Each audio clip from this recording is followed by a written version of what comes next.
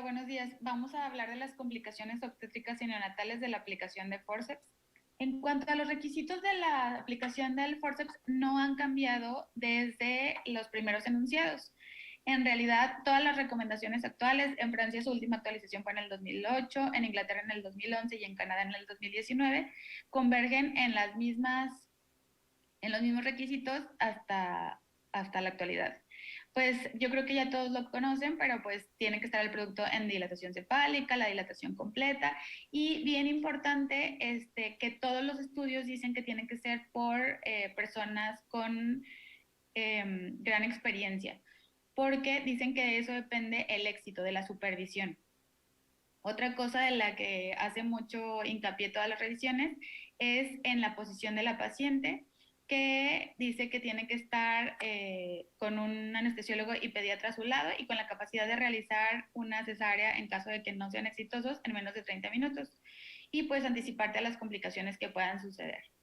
En cuanto a la tracción ejercida por el operador, ¿por qué es importante la tracción que nosotros realizamos? Hay estudios que se realizaron sobre la tracción o la presión que nosotros ejercemos a la hora de utilizar un forceps. Y se consideró en el estudio de Dupois que se hizo sobre un dinamómetro o un extensómetro la cantidad de fuerza que se aplicaba en unos forceps tradicionales. Y ellos vieron que si nosotros utilizamos más de 20 kilos en fuerza, había mucho más riesgo de traumatismo materno y fetal. Por eso es que se recomienda que la tracción máxima sea de 20 kilos. De hecho, en su artículo, él dice que la posición de levantador de pesas debería de estar proscrita en la obstetricia moderna, porque muchas de las lesiones son por un exceso de fuerza. Y como no te das cuenta de la presión que tú realizas día con día, puede ser que te pases sobre el paciente. Ahora, ¿qué es la presión o qué consideramos presión o por qué es importante la presión? Primero, porque la presión es igual a la fuerza que tú realizas entre un área de superficie determinada. Es así que, por ejemplo, si tú realizas una distribución uniforme, pues la presión va a converger sobre un margen amplio y va a tener mucho menos riesgo de lesión. Pero si tú lo haces de forma asinclítica o de una forma que no sea equilibrada, pues entonces la presión se iría sobre un espacio mucho más reducido y el riesgo de fractura es mucho mayor. En una toma simétrica, el área del cráneo en contacto con las cucharas es más pequeña y se considera a nivel de la cuchara o de los picos. La amplitud y la deformación del cráneo y la presión aplicada fueron 4 a 5 veces más que en una toma simétrica. Esto se realizó en unos estudios que se hicieron computarizados por la PER y se hicieron a base de simuladores. Se hicieron simuladores con transductores que demostraban el grado de presión o de energía que se aplicaban y pues demostraba eso, que cuanto menor sea la superficie del contacto, mayor será la presión. También es importante saber que un material sometido a una fuerza, llámese estiramiento, cizallamiento, compresión, que es lo que utilizamos cuando realizamos un forceps, va a ser en una intensidad creciente y va a sufrir diferentes deformaciones de acuerdo al grado de presión. Así, cuando hacemos una presión fuerte pero no tan intensa, pues lo primero va a ser una deformación elástica o reversible, que es como en el caso de que les dejamos pues unas marcas que se van a quitar con el paso de las horas. Sin embargo, si nosotros seguimos haciendo presión sobre ese segmento, esa marca va a tener una deformación plástica. O sea, ya entonces va a ser una deformación más amplia o puede haber de que una laceración de la piel. Pero sin embargo, si seguimos aplicando presión sobre ese mismo sitio, la laceración va a convertirse en una ruptura franca y entonces es cuando vienen a cabo las fracturas. Entonces, por eso es la importancia de la presión que ejercemos en el momento de la colocación de los forceps. Hay otro estudio bien importante que nos habla sobre la simetría a la colocación de los forceps. En este mismo estudio de la PER hicieron como, como demostraciones de energía en base al calor que emitía o la presión ejercida sobre el producto en sí. Como les recordé, pues eran computarizadas y entonces podían ver muy bien cuál era el grado de presión. Y entonces en la imagen que ustedes están viendo se ve como si tú lo realizas de la forma correcta y simétrica, las cucharas realizan una presión baja. Si se fijan está de que en azul esté intenso, que es una presión alrededor de 10. Pero si ustedes hacen una presión alta o lo hacen de una forma asimétrica, como en la cuchara que está en la parte anterior, si se fijan, llega al color rojo, que es una presión de 120. Entonces ahí ya podría haber un riesgo de fractura. Por eso es que ellos hacen mucho hincapié en la simetría de la colocación de las cucharas o el riesgo de colocarlos de forma asimétrica. ¿Cuál es la mayoría de las complicaciones neonatales? Primero hay que definir qué son las complicaciones neonatales de las que vamos a hablar. Las específicas, por ejemplo, la parálisis facial, el trauma ocular o las fracturas con hundimiento craneal o en pelota de ping pong, son fracturas que son específicas al instrumento, o sea que solo son producidas por el uso del forceps. Sin embargo, hay otras no específicas, como la parálisis obstétrica del plexo braquial o las hemorragias intracraneales, que podrían ser producidas por el solo hecho del trabajo de parto. Por eso es bien importante que nosotros, cuando realicemos un estudio, veamos si son específicas o no específicas y discernir entre ellas, porque si no, entonces vamos a estar tomando a lo mejor lesiones que no iban a ser por los forceps, como que sí, y van a aumentar el riesgo en nuestros estudios. Sí se ha comprobado que el riesgo va a aumentar con la colocación no óptima y con el número de instrumentos utilizados. Es decir, que si nosotros cambiamos de forceps o colocamos algún otro instrumento, como en el caso de las ventosas que no tenemos en nuestro hospital, pero que se utilizan en otros países, aumenta el riesgo de lesión neonatal. La rotación de forceps en variedad posterior no está asociada con el aumento de la morbilidad materna, y eso es algo bien importante que se los voy a enseñar en los estudios posteriores, porque comúnmente nosotros pensamos que la rotación puede llevar a cabo mayor morbilidad y los estudios no lo demuestran así. Hay muchos estudios, sobre todo con forceps de Killian, que son anglosajones, y en esos no hay evidencia de que haya un mayor riesgo de lesión materna o fetal. Bien importante que si bien nuestra parálisis facial es el primero, también tengamos en cuenta que pueden haber algunos otros riesgos de lesiones, y pues que la parálisis facial en su mayoría va a ser por una presión excesiva en el agujero estilomastoideo. Entonces es bien importante que la aplicación sea simétrica y que no tenga un punto donde converja mucho más energía. Ahora, sobre las complicaciones maternas, la principal siempre va a ser la lesión obstétrica del esfínter anal. La lesión obstétrica del esfínter anal, en el grado en el que sea, es por mucho la lesión más recurrente. Otros que pueden ser considerados pues son los desgarros vaginales y los desgarros cervicales, pero es en una menor incidencia. En cuanto a los forceps y lesión obstétrica, la prevalencia después de un parto instrumental es muy dispar. En Francia, el 2.2% de los partos instrumentados implican una lesión obstétrica del esfínter anal, el 6% en Alemania e Inglaterra y el 10% en Islandia y Suecia. Estos según el informe europeo del 2010. Las tasas en México son bien diferentes dependiendo del hospital en el que se revise. Va desde el 0.2% hasta el 23%. En cuanto a las forceps y los grados de lesión obstétrica del esfínter anal, la prevalencia después de un parto instrumentado es muy dispar. En Francia, el 2.2% de los partos instrumentados implican una lesión obstétrica del esfínter anal. En Alemania e Inglaterra, del 6%. En Islandia y Suecia, del 10%. Esto de acuerdo al informe europeo del 2010. Ahora, ¿qué pasa en México? Las tasas en México son muy variables y van desde el 0.2 al 2.3% de lesión. La doctora Rodríguez Colorado y sus colaboradores encontraron en un estudio que se realizó entre el 2013 y el 2017 en el INPER, que estudió a cerca de 6.199 pacientes, una tasa de aplicación del 6.9% de forceps con 428 casos. Ellos encontraron una prevalencia de lesión obstétrica del 1.03%, que si ustedes se fijan es muy inferior al habitual. Eso quiere decir que la aplicación de forceps en México tiene un riesgo menor de lesión obstétrica del esfínter anal. Se ha estudiado mucho, por ejemplo, la lesión del esfínter anal y la episiotomía. Este es un estudio que me pareció muy interesante sobre el uso de la episiotomía en el uso de la instrumentación con forceps. Eran 16.126 pacientes, todas eran primigestas y se estudiaron del 2001 al 2009. Los criterios de inclusión fue que fueran productos a término y que tuvieran un parto instrumentado. Entonces, se vio las pacientes que tuvieron episiotomía medio lateral, que fue una N de 2.316, y las que no tuvieron episiotomía, que fueron 546. De las que tuvieron una episiotomía medio lateral, tuvieron desgarros 77 pacientes, que corresponde al 3.4%. De las que no tuvieron episiotomía, tuvieron desgarros 85 pacientes, que corresponde a una tasa de lesión del 26%.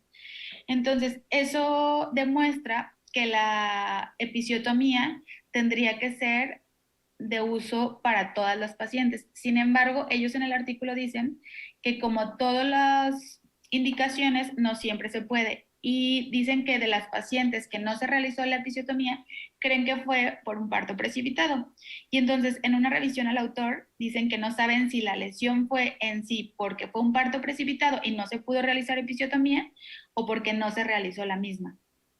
Entonces, este estudio nos demuestra una vez más que la episiotomía medio lateral es de elección en las pacientes que se van a utilizar forceps.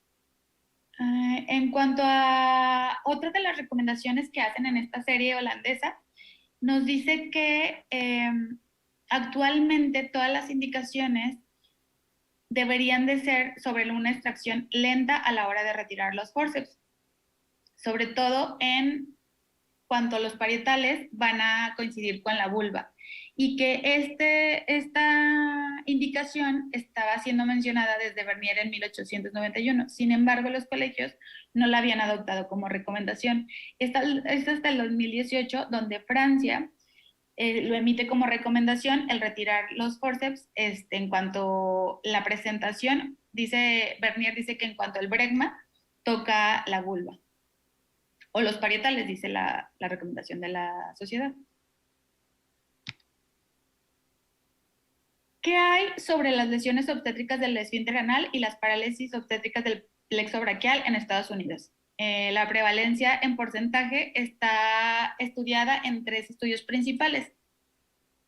El primero se realizó en 1981 y en el 2001 y dice que su porcentaje fue del 26.8% de lesiones con ventosa y de 36.9% con forceps. Matsumoto no verifica las lesiones del esfínter anal, y Bailey dice que ellos encuentran 33.8% en las pacientes con forceps y 19.1% en las pacientes con ventosa. Respecto a la parálisis obstétrica del plexo braquial, que es el otro que vamos a revisar, es del 0.5 en las pacientes con forceps y del 0.7 de las pacientes con ventosa. Matsumoto refiere igual 0.56 en las pacientes con forceps y 0.4 en las pacientes con ventosa, y Bailey 0.3 en las pacientes con forceps y 0.3 en las pacientes con ventosa. Si se fijan, la mayor discordancia es en las pacientes con forceps. Las pacientes forceps ventosa respecto a la parálisis braquial es casi igual. Ahora, respecto a Canadá, ellos estudiaron el número de partos, la presencia de lesiones obstétricas del esfínter anal y la presencia de traumatismo neonal grave, cuando la indicación era por distocia o cuando la indicación era por anomalías de la frecuencia cardíaca. Y ellos vieron que este estudio estuvo muy grande porque incluyó a todas las mujeres canadienses con parto instrumentado, a excepción de Quebec, entre el 2013 y el 2016.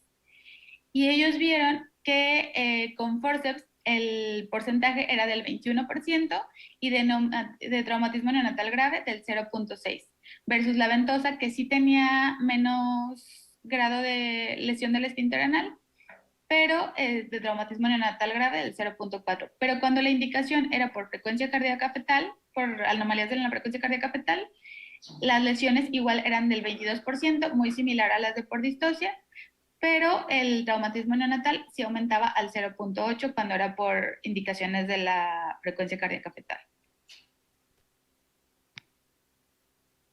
Otro metaanálisis de 32 estudios aleatorizados que evalúa el riesgo de fracaso de parto con el instrumento en 7 estudios reportan un riesgo relativo de 0.6, de lesión obstétrica del esfínter anal de 1.89 con un total de 2.810 mujeres, y de todos los traumatismos neonatales con un riesgo relativo de 1.16.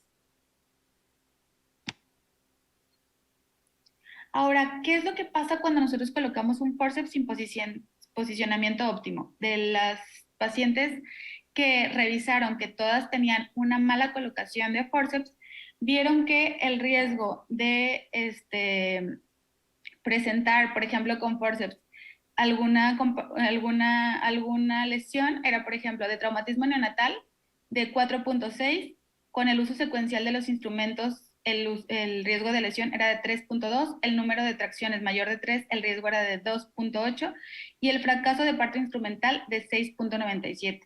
Eso evidencia que evidentemente el colocar las cucharas o los forceps en una adecuada posición es imprescindible para tener un éxito en el parto.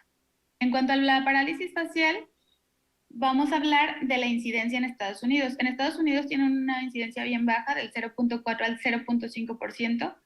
Hay un estudio que se llama Aurora en el 2002, que fue el estudio más grande que se ha hecho sobre parálisis facial, y ese refieren que ellos tienen una prevalencia del 1 en 500 o del 0.2%. El estudio Aurora fueron 40.998 recién nacidos vivos, y de esos 40.000, 2.557 fueron con forceps y 2.012 fueron con ventosa. Su parálisis facial tuvieron con forceps solo 5 recién nacidos y con ventosa 1. Si se fijan, fue una prevalencia muy baja del 0.2%, y también ellos hacen mucho hincapié que el 10% de las parálisis faciales van a ser por causas no relacionadas con el parto, como algún síndrome, infección no idiopática. Nosotros, nuestra prevalencia en México es del 0.7 al 1.4 por 1.000 recién nacidos vivos. Ahora, ¿por qué es la parálisis facial? Pues como mencionábamos antes, la mayoría es por la compresión en su salida del agujero estilomastoideo, sobre todo por una compresión cuando nosotros aplicamos en la salida del conducto auditivo externo. Esto aunado a una toma que sea asimétrica y a una tracción exagerada que realice una compresión aumentada. Hay otras series en Estados Unidos que han comparado, por ejemplo, hay una serie que reporta 66 niños que les dieron seguimiento por 34 meses con parálisis facial. De esos 66 niños, el 59% el 59 niños fue completa y solo 7 fue una mejoría parcial. En Inglaterra, Link y colaboradores reportan parálisis neonatal persistente a los 5 años en 61 niños, 8 malformaciones, y de ellos solo 7 tenían el antecedente de la aplicación con forceps. Esto quiere decir que la prevalencia fue similar a la población general. Entonces, no siempre la parálisis facial va a ir con el antecedente de la colocación de los forceps. Ahora, ¿qué hay sobre la fractura con hundimiento o en pelota de ping-pong? Lo primero es saber el mecanismo. El mecanismo normalmente va a ser por una toma simétrica y un deslizamiento durante la tracción. Si se acuerdan, en las primeras diapositivas yo les comentaba que si nosotros colocamos la suficientemente fuerza por un punto, por un tiempo establecido, va a llegar a una deformación no reversible o una fractura. La serie de Dupois de 50 casos en Francia entre 1990 y en el 2000 en Lyon y en París reportaban que el 15% de estos pacientes estaban asociados a una lesión intracraneal y que el traumatismo ocular fue excepcional. Fueron nada más 6 casos de los 50 que ellos tenían en un centro de derivación en Francia. En México no encontré ninguna serie de casos que nos hablara sobre fracturas con cráneo y hundimiento. Estas se pudieron conformar porque era un hospital de derivación de neurocirugía y era donde se derivaron todos los pacientes con aplicación de forceps y fracturas con cráneo hundimiento. Hablando de la parálisis del plexo braquial, que dijimos al principio que era no específica, o sea que podía suceder solo por el hecho de el parto. Gabriel y colaboradores reportan una prevalencia del 0.3 al 0.7% de los partos instrumentados. Esto es en Francia. Y de estos, el 25 al 40% de las parálisis estuvieron precedidas por un parto instrumentado. Brimacom y colaboradores hicieron otra serie de casos de 333 con casos de parálisis del plexo braquial permanente. De estos 333, solo el 35% de los casos fue por un parto instrumentado y el 42% tuvo un peso entre 3.5 y 4%. El 28% de estas parálisis fue con un peso entre 4 y 4.5 kilos.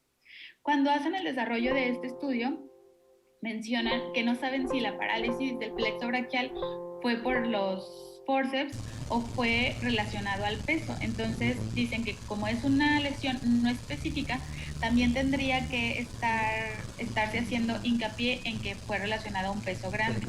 Y ellos hacen una serie de recomendaciones donde dicen que si tú ves un feto grande pero está en la porción alta de la pelvis, sería recomendado mejor su vía de resolución por la vía abdominal.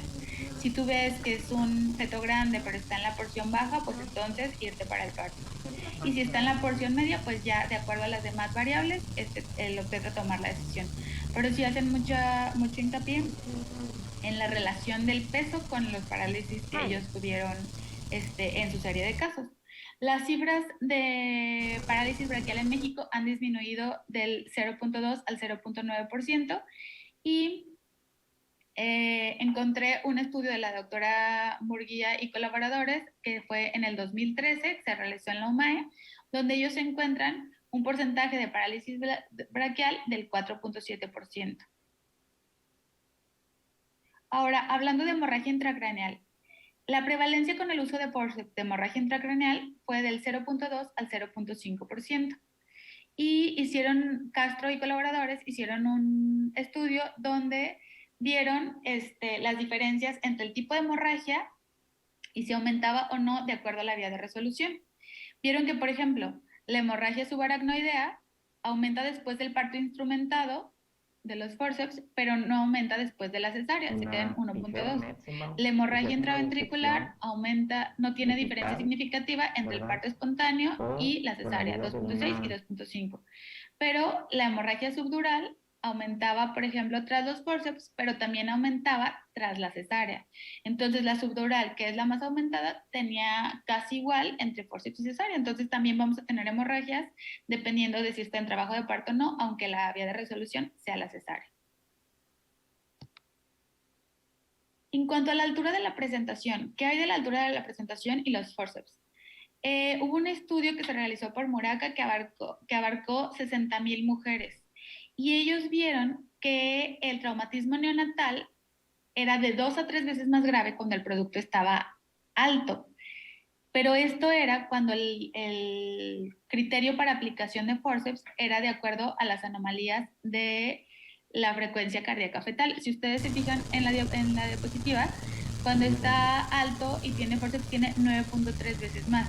Pero sin embargo, si el diagnóstico por el que se hacía era distocia, no se relacionaba con la altura de la presentación el riesgo. Entonces ellos llegaron a la conclusión que sí era representativo, sobre todo cuando el diagnóstico era por anomalías de la frecuencia cardíaca fetal. Ahora, ¿qué podemos decir de los forceps de rotación? Sí hay estudios que han evaluado los forceps rotatorios, sobre todo con Killan en Francia y en Inglaterra, que son los más utilizados, y vieron que ninguna de las aplicaciones de los forceps de rotación tenían un riesgo representativo per se por solo el acto de hacer un forceps rotatorio. Entonces, en realidad, los forceps de rotación deberían de seguir siendo parte de la escuela actual. La incidencia de trauma obstétrico es del 2 al 7% de cada 100 nacidos vivos en el país. En el 2014, los partos con forceps representaron el 45% de los nacimientos vía vaginal. Su uso representó en el año 2012 un 22% del total de nacimientos, con un pico máximo de aplicaciones en el año 2015, cerca del 28%. Esta operatoria obstétrica ha ido en descenso, registrándose en el año 2018 un 17.7% del total de nacimientos vivos asistidos con forceps. De ahí es que el doctor Gerardo Martínez inicia un programa de simulación para la aplicación de forceps salinas. ¿Qué es lo que ellos realizaron? Bueno, realizaron una evaluación en el periodo de marzo-abril de la aplicación de forceps por R2 y R3. solo se realizó un adiestramiento especial con simuladores en los R2, todos los habían recibido, y vieron que el 68% de las indicaciones por las que se colocaron los forceps era por occipito posterior persistente. Entonces, de ahí el 68% fue por una indicación fetal y el restante por una indicación materna. Aquí lo importante es poder del trauma fetal se observó que el 86% era colocado por residentes de segundo año y el otro 14% por residentes de tercer año. ¿Qué es lo que ellos observaron? Que de los R2, el 57% de los nacimientos fue sin trauma y el 43% fue con trauma. De los R3, el 64% fue sin trauma y el 36% fue con trauma. Los R3 habían recibido la capacitación habitual, pero no habían pasado por la evaluación de simuladores. Entonces, de las 236 aplicaciones de forceps por residentes de segundo año, fueron 236 por R2 y 33 por R3. De ahí se evidenciaron 100 lesiones obstétricas. Ahora, cabe destacar que las lesiones obstétricas en su mayoría fueron marcas faciales. 97% de estas lesiones fueron marcas faciales, que son marcas leves. De hecho, la literatura ni siquiera las toma en cuenta cuando hace los estudios. Y de ahí, el 4.4%, o sea, 9 recién nacidos, tuvieron un resultado mayor que una marca facial. El 33% de las aplicaciones realizadas por residentes de tercer año con un modelo de enseñanza o capacitación tradicional fue de 9.1%, o nada más 3 nacidas vivas con una lesión mayor. En internacionales, la prevalencia de complicaciones neonatales graves oscila entre el 0.5 y el 1%. Ahora, lesiones fetales graves. Es bien importante saber que no se reportó ningún caso asociado a un mal pronóstico de recién nacido secundario al uso de forceps, como fractura de cráneo, hematoma subgaleal, hipoxia ventricular o muerte fetal. Entonces, eso es bien importante hacer hincapié porque no hubo lesiones ya mencionadas. Cuando hicieron el riesgo de traumatismo fetal grave después de la aplicación con simuladores, vieron que el riesgo era de 0.8. Entonces, ¿cuál es la conclusión del estudio realizado por el doctor Martínez? Pues que en realidad no estamos superiores a los riesgos reportados en la literatura, y si tenemos que concluir algo en cuanto al trauma obstétrico y neonatal, lo primero es que en Estados Unidos, Europa Central y Oriental, los forceps representan el 5% de los nacimientos versus el 35 al 40% de las cesáreas, que nosotros nos estamos acercando a estas cifras. Y es bien importante saber que esto va a aumentar la morbimortalidad materna si seguimos utilizando la cesárea como casi primera elección para la vía de resolución obstétrica. La otra es que los riesgos de la aplicación de forceps pueden minimizarse o evitarse mediante una evaluación individualizada de cada gestante, de cada feto y su situación clínica, aplicando los protocolos ya recomendados por las sociedades científicas y el que convergen en lo mismo, y aplicando sobre todo que la realización de la aplicación de forceps sea siempre supervisada por un obstetra capacitado y abandonando la vía vaginal en el momento adecuado, no tratando de prolongar el número de intentos o aumentar la intensidad de la tracción con el objetivo de tener un parto vaginal, porque puede aumentar el riesgo de distocias. Entonces, en conclusión, el entrenamiento es una parte fundamental de nuestra escuela y es algo que tiene que ser sumamente supervisado. Yo creo que tendremos una mejoría en la aplicación de los forceps con las nuevas técnicas que se están utilizando, sobre todo con el uso de simuladores, y esperemos pues seguir perfeccionando la técnica. Por mi parte es todo y que tengan un buen día. Buenos días, damos por terminado. Damos gracias a la doctora Lupita Salazar de Santiago por su exposición. Damos por finalizada el módulo de operatoria obstétrica. En unos momentos vamos a continuar con comerciales de nuestros patrocinadores y posteriormente daremos inicio a la ceremonia de inauguración para que se encuentren al pendiente. Muchísimas gracias.